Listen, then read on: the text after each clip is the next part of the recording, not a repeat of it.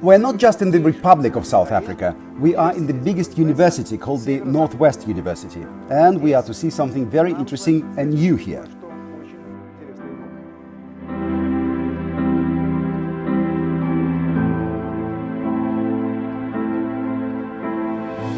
This campus in the town of Potchefstroom hosts the think tank of the Republic of South Africa in the sphere of the high potential fuel, hydrogen. Its official name is the Hydrogen South Africa Infrastructure Center of Competence with the Departments of Science and Technology. We were invited by Professor Dmitri Bessarabov, the director of the center. He is also a member of the Global Energy Prize International Award Committee. In these laboratories, researchers are working on hydrogen production and storage technologies. They are convinced that soon the mining sector will abandon the diesel fuel and switch to power plants fired by hydrogen, mainly for the purpose of decreasing the carbon dioxide emissions. The Hydrogen Center of Competence aspires to engage industrial partners in the very early stages of research to find the optimal ways for development together with the practitioners. They also have their fingers on the pulse of the world energy markets and invest into human capital development. Professor Bessarabov intends to bring this center to the group of the global leaders in electrolytic hydrogen production, compression, storage and transportation. In one of the labs, we had a talk with him about these issues and about the energy sector of South Africa in general. Dmitri, good afternoon. Good afternoon. We've just witnessed a power cut, which means that there is a deficit of electricity in this country and that new sources of energy are required. Is hydrogen an answer? Yes and no. Hydrogen at this point of time, I believe, is answer for niche applications, but not to provide a base load. Okay, then a very concrete question. You produce the so-called green hydrogen here using wind and using solar panel. Mm-hmm. How much is a kilo of green hydrogen in your case?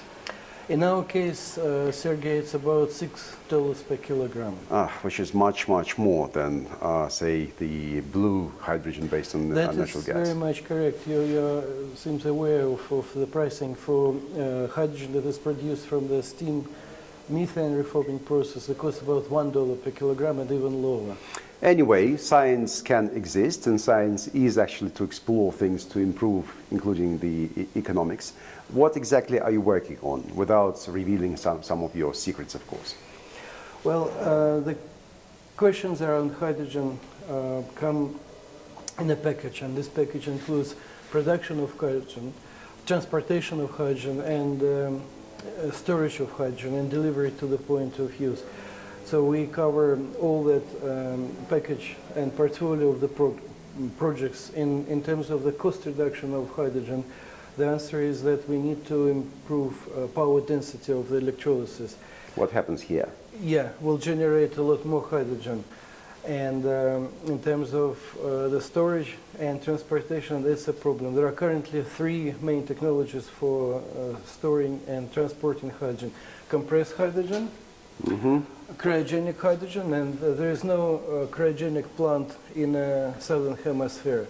And liquid hydrogen gets to liquid at very, very low temperature. It's a very energy-intensive process. And then there is a new way of transporting and storing hydrogen. Anyway, you mix hydrogen with other liquids. What kind of liquids are they? Yeah, it's not a physical mixture. It's more chemical reaction between this liquid and the hydrogen. And these are typically low-cost liquids that are manufactured by industry. They are called heat transfer liquids. More specifically, it's dibenzotoluene or benzotoluene. And they're typically low-cost liquids manufactured in mass quantities. Scientifically, academically speaking, it is already a viable process. We've seen it. How far are we from viable economics?